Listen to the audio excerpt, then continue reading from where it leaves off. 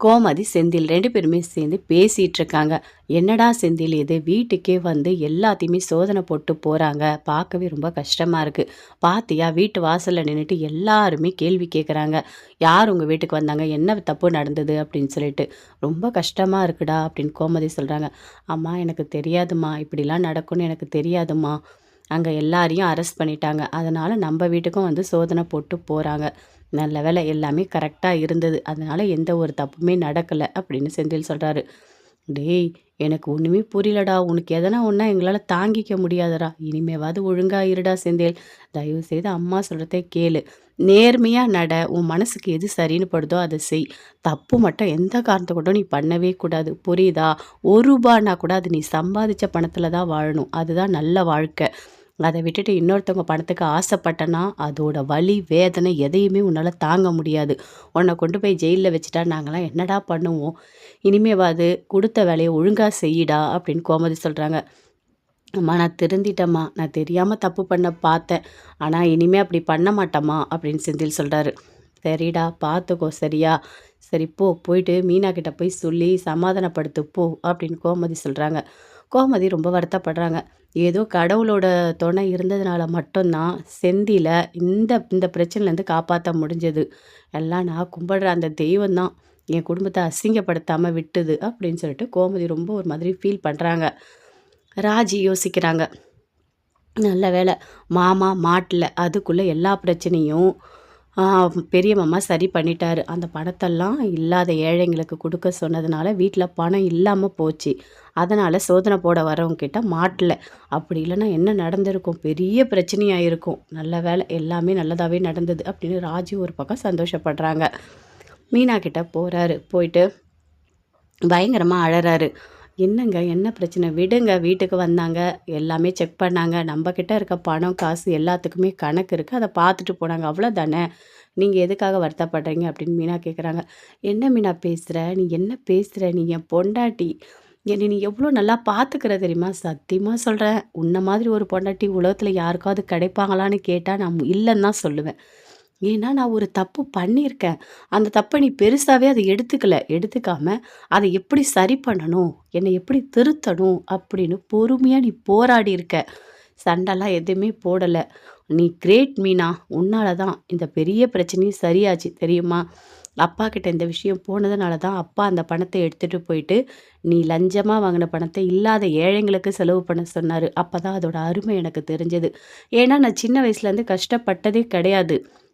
அப்பா எனக்கு தேவையான எல்லாமே வாங்கி குடுத்துருவாரு. அம்மாவும் வாங்கி குடுத்துருவாங்க. அதனால எனக்கு பணத்தோட அருமை தெரியாம போச்சு. இப்போ இல்லாதவங்களுக்கு குடுக்கும்போது தான் அந்த வலி தெரிஞ்சது. அந்த பணம் எவ்ளோ ஒரு ஒரு நல்ல வழியில நம்ம சம்பாதிக்கணும் அப்படின்னு சொல்லிட்டு. நீ தான் மீனா. எனக்கு நல்ல புத்தி வந்ததுக்கு காரணமே நீ தான். இன்னைக்கு இவ்ளோ பெரிய பிரச்சனையிலேருந்து நான் தப்பிச்சிருக்கேன்னா, அதுக்கு காரணமும் நீ தான். நீ மட்டும் இல்ல, கண்டிப்பா எனக்கு வாழ்க்கையே இல்ல மீனா. உன்ன மாதிரி ஒரு பொண்டாட்டி கிடைக்க நான் குடுத்து வச்சிருக்கணும். என்ன மன்னிச்சிடு மீனா அப்படின்னு செந்தில் அப்படியே மீனாவோட கைய புடிச்சுட்டு அழறாரு. இங்க பாருங்க, மறுபடியும் சொல்றேன். தப்பு பண்ணிட்டீங்க சரி. அத என்னன்னு புரிஞ்சு நீங்க உங்கள திருத்திக்கிட்டீங்க. அது போதுங்க. இத விட என்ன வேணும்? ஒருத்தவங்க தப்பு பண்ணாலும், அத சரி பண்ணிக்கணும். அதுதான் ரொம்ப முக்கியம் அப்படின்னு மீனா சொல்றாங்க. ரொம்ப தேங்க்ஸ் மீனா அப்படின்னு சொல்லிட்டு செந்தில் பயங்கரமா சந்தோஷப்பட்டாரு. அப்படியே ஹக் பண்ணிக்கிறாங்க. மீனா ரொம்ப மனசளவுல சந்தோஷப்படுறாங்க. நல்ல வழியா இவர் திருந்திட்டாரு. அது போதும் அப்படின்னு சொல்லிட்டு செந்தில் நினைச்சு பயங்கர சந்தோஷத்தோட அப்படியே பெருமைப்படுறாங்க. பாண்டியன் கடையில இருக்காரு. எப்பவும் போல மளிகை சாமான் வாங்க வராங்க. வந்த உடனே கேட்குறாங்க. ஆமா என்ன உங்க வீட்டுக்கு ஏதோ சோதனைலாம் போட வந்தாங்களாம்? என்ன ஏதாவது லஞ்சம் கிஞ்சம் செந்தில் வாங்கிட்டானா என்ன? அப்படின்னு கடைக்கு வரவங்க எல்லாருமே கேட்குறாங்க. ரொம்ப ஒரு மாதிரி அப்படியே பாண்டியன் ஃபீல் பண்றாரு. அதெல்லாம் ஒண்ணும் இல்ல. என்னோட தம்பி அந்த மாரிலாம் பண்றவன் கிடையாது. அவங்க எல்லாரையும் செக் பண்ற மாதிரி என்னோட தம்பிக்கும் வந்து செக் பண்ணாங்க. அவ்வளோதான் அப்படின்னு சொல்லிட்டு சரவணன் சொல்றாரு. ஓ! அப்படியா? ஆமாக்கா அப்படிதான். செந்தில் தப்பு பண்றவனே கிடையாது. அவன் லஞ்சம்லாம் வாங்க மாட்டான் அப்படின்னு சரவணன் சொல்றாரு. எங்கப்பா இந்த காலத்துல அப்படி இருக்காங்க. கவர்மெண்ட்ல ஒரு வேலை வாங்கிடுறாங்க. அப்புறம் லஞ்சம் வாங்கிடுறாங்க. பெரிய பணக்கார ஆயிடுறாங்க. இதுதானப்பா எல்லா இடத்துலயும் நடக்குது அப்படின்னு சொல்றாங்க. எல்லா இடத்துலயும் நடக்குது சரி. ஆனா செந்தில் அப்படியாப்பட்டவன் கிடையாது. அதனால சும்மா அவங்க வந்து அவங்களோட கடமைய செஞ்சுட்டு போனாங்க. அவ்வளோதான். அங்க ஒண்ணும் இல்லன்னு அவங்க தெரிஞ்சுக்கிட்டாங்க அப்படின்னு சரவணன் சொல்றாரு.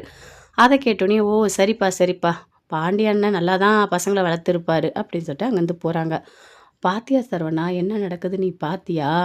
வந்தவங்கலாம் என் மேல எவ்ளோ நம்பிக்கை வச்சிருக்காங்கன்னு பாரு. ஆனா இந்த செந்திலு அந்த நம்பிக்கைய ஒண்ணுமே இல்லாத மாதிரி பண்ணிட்டான். அவன் லஞ்சம் வாங்குனதுனால என் மனசு எவ்வளோ கஷ்டப்பட்டது தெரியுமா? நல்ல வேளை அந்த பணத்தெல்லாம் செலவு பண்ணிட்டான். இன்னைக்கு வீட்டுக்கு சோதனை போட வந்தாங்க. என்னோட பணத்த, நகை எல்லாத்தையும் எடுத்து பார்த்தாங்க. அதுக்கெல்லாம் என்கிட்ட கணக்கு இருந்ததுனால என்னை விட்டுட்டு போனாங்க. அப்படி இல்லன்னா என்ன நடந்திருக்கும் சொல்லு? அவனும் பணத்த வச்சிருந்தா அது மட்டும் இல்ல, கோட்ரஸ்க்கும் போய் செக் பண்ணாங்க. அங்க பணத்த வச்சிருந்தா, அவன தூக்கி ஜெயில்ல தான் வச்சிருப்பாங்க. எவ்வளோ பெரிய பிரச்சனை நடந்திருக்கும் தெரியுமா? நல்ல வேளை தங்கமான பொண்ண அவன் கல்யாணம் பண்ணியிருக்கான். மீனா மட்டும் இந்த உண்மைய சொல்லல. அந்த பணம்லாம் இருந்து இவன் நல்லபடியா மாட்டி ரொம்ப பெரிய பிரச்சனையில போய் முடிஞ்சிருக்கும். எல்லா நல்லதும் பண்ணது மீனா தான்ப்பா. மீனா மாதிரி ஒரு மருமக கிடைக்க நம்ம குடுத்து வச்சிருக்கணும் அப்படின்னு பாண்டியன் சொல்றாரு. ஆமாப்பா. மீனா வந்து ரொம்ப ரொம்ப நல்ல பொண்ணு தான் அப்படின்னு சொல்லிட்டு சரவணனும் சொல்றாரு. இங்க பாரு சரவணா, மறுபடியும் சொல்றேன். சம்பாதிச்ச பணம் மட்டும் தான் நம்ம உடம்புல ஒட்டும். ரூ. 1 கூட உழைச்சு தான் சம்பாதிக்கணும். அத விட்டுட்டு இன்னொருத்தவங்க பணத்துக்கு ஆசைப்பட்டோம். கொஞ்ச நாள் நம்ம சந்தோஷமா இருக்கலாம். ஆனா, அதோட விளைவ நம்ம அனுபவிச்சு தான் ஆகணும். யாருக்குமே நம்ம கெடுதல் நினைக்கக்கூடாது. இன்னொருத்தவங்க பணத்துக்கு நம்ம ஆசைப்படக்கூடாது. ரூ. 1 கூட சம்பாதிச்சு தான் வாழணும். அதுதான் நல்ல பழக்கம் அப்படின்னு சொல்லிட்டு பாண்டியன் சொல்றாரு.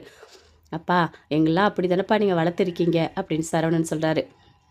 இங்க பாரு சரவணா, நான் என்னைக்குமே நல்லது தான் சொல்லி வளர்ப்பேன் அப்படின்னு சொல்றாரு. சரிப்பா பார்த்துக்கலாம் விடுங்க.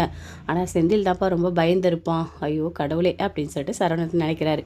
சரி விடு விடு. அவன் தப்பா அவன் உணர்ந்துட்டான். அது போதும் அப்படின்னு சொல்லிட்டு பாண்டியன் சொல்றாரு.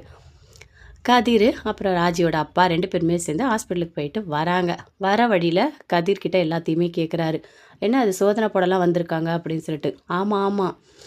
செந்தில் லஞ்சம் வாங்கினதெல்லாம் உண்மைதான். ஆனா வந்துட்டு அண்ணன் தெரியாம பண்ணிடுச்சு" அப்படின்னு கதிர் சொல்றாரு. "சரி இனிமே பண்ண மாட்டேன்னு சொல்லியிருக்காரு" அப்படின்னு கதிர் சொல்றாரு. "இது எவ்வளோ பெரிய தப்பு. பணத்த போய் லஞ்சமா வாங்குனா அது தப்பு தானே. உங்க அப்பா உங்களலாம் நல்லது தானே சொல்லி வளர்த்தாரு" அப்படின்னு சொல்றாரு. அத கேட்டோனே அப்படியே கதிர் பார்க்குறாரு. முத்துவேல் கிட்ட சொல்றாரு. "எங்க அண்ணன் ஏதோ தெரியாம பண்ணிடுச்சு. இனிமே பண்ணாது. எங்க அண்ணன் வந்து திருந்திடுச்சு" அப்படின்னு சொல்றாரு. "சரிப்பா, நல்லா இருந்தா போதும். ஆமா, உன்னையும் என்னையும் சேர்த்து சக்திவேல் பார்த்தான்னு வச்சுக்கோ, அவ்வளோதான். அவன் சாமி ஆட்டமே ஆடிடுவான்" அப்படின்னு சொல்றாரு முத்துவேல். "அதுக்கு என்ன பண்ண முடியும்? ஹாஸ்பிட்டல் போணும்னா போய் தானே ஆகணும். நம்ம செக்கப்புக்கு தானே போயிட்டு வரோம்.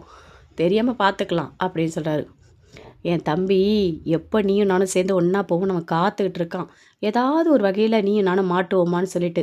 அதனால் கொஞ்சம் கேர்ஃபுல்லாக தான் போகணும் அப்படின்னு சொல்கிறாரு. இங்கே பாருங்கள், உங்களோட உடம்ப செக் பண்ணியாச்சு. ஆரோக்கியமாக தான் இருக்கீங்க. ஒன்றும் பிரச்சனை இல்லை. நீங்கள் பயப்படாதீங்க சரிங்களா? எல்லாமே பார்த்துக்கலாம். நான் இருக்கேன்ல. பரவாயில்ல கதிர். எவ்வளோ பிரச்சனை இருந்தாலும் நீ என்ன பார்த்துக்கிற. அது ரொம்ப பெரிய விஷயந்தான் அப்படின்னு சொல்கிறாரு முத்துவேல்.